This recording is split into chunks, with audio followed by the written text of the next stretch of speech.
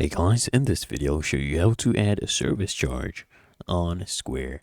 Now first you need to set it up. You come here to the left hand panel, click on account and settings, and then I want you to go ahead here and click on business information, click on service charges, and here these are the service charges. If you want, you can create a new one. These ones are based on percentage, so you can create other different types. You can click on create service charge.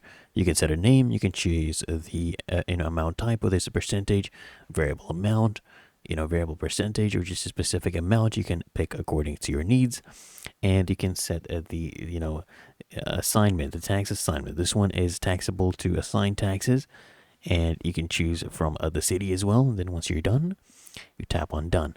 And then how to actually use the service charge, you can tap here on service charges, okay? And then you can go ahead and also come here to favorites, choose for service charges, and just pick the one that is applicable. So let's say right here we do a Corkage service charge. It's a flat fee of $40, and you can just click here on charge, and the customer basically get charged, for example, like this, and you'll get a breakdown. As you can see, the service charge was added.